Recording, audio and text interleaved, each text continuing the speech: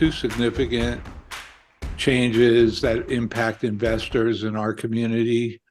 Number one, the change that allows ADUs to be sold as separate units under a condominium type plan that had not been allowed in the past. So for people who are looking at properties that with existing ADUs, I think that having this knowledge now is going to be worth more than having it later, because that really makes a significant change to the landscape and the potential value of these properties. As soon as you divide, you're creating a subdivision creates additional value. So everybody get that, right? The other big change in the laws affecting investors are around disclosures for flippers. So what's changing there is the California law is now requiring flippers to disclose the contractors that they used, the permits that they pulled. So this now becomes a mandatory part of what's called the transfer disclosure statement. And I just want to make a point to everybody that these laws are not specifically for people operating without realtors or with realtors, that it doesn't really matter whether you have an agent or not. The disclosure laws in California apply to every real estate transaction, bar none. The new disclosure requirements for flippers are pretty onerous, considering how many of them are not using licensed contractors and are not pulling permits. So now, if you're not disclosing to the building department, hey guys, I didn't pull a permit, you will have to disclose that to your buyers. And I think that for flippers, non-compliance with these requirements could be particularly difficult, especially if something goes wrong. You'll almost be considered guilty until proven innocent, truly. The transfer disclosure statement is probably one of the most pivotal documents that are required by law in the transaction, because based on that document, the buyer has a right to back out of the deal. So if the buyer sees something, oh, I don't like this, or this is scaring me, that the buyer can say, no dice. I'm not buying this. You didn't permit the HVAC. How do I know that that's going to last more than 6 months? You know what I'm saying? So this is a fairly serious step up in disclosures in California law. By the way, that takes effect July 1st of next year. So any sales coming after July 1st of next year will need to make those disclosures.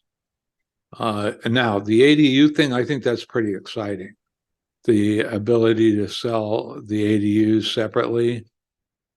So there are a bunch of requirements around that. If you're already part of an HOA, the HOA has to approve you're doing that. There are a bunch of requirements like letting all of the utility companies know that what you're doing there. Now, just remember, if you do this on a property with one meter, one gas meter, one electric meter, one water meter, you're going to have to devise a way to distribute those costs among the owners. So that gets to be a little bit of a sticky wicket, taking it from someone who's done condo conversions in the past without separate meters. It can make that a little messy exercise, especially if big house is 3,000 square feet, ADU is 800, 1,200 square feet. So you get into kind of lifestyle arguments with the owners.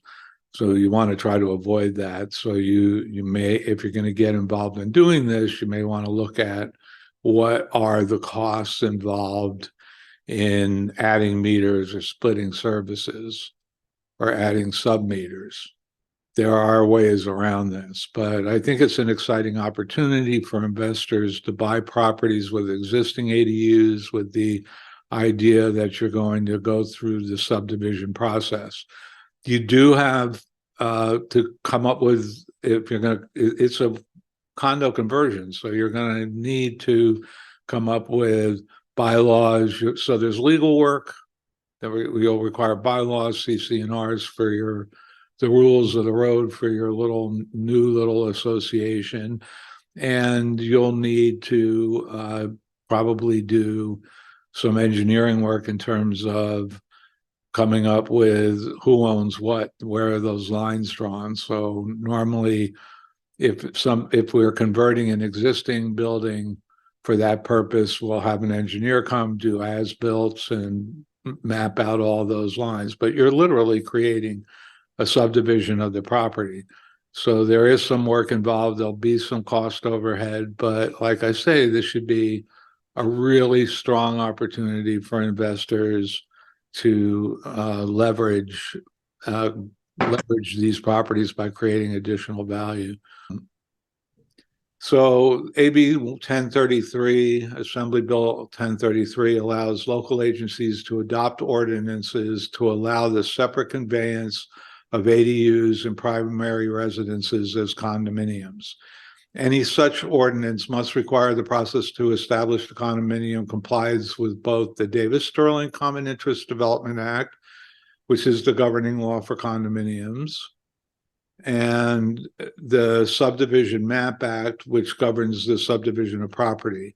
It's also required that there is written and recorded evidence that each lien holder, so if there are mortgages on the property, each lien holder needs to consent to the establishment of the condominiums. If a property is within a homeowners association, that homeowners association must approve the creation of the condominium.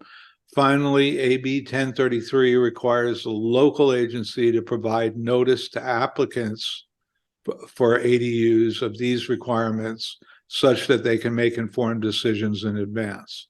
So in other words, well, new people contemplating ADUs are the agencies will be required to notify them.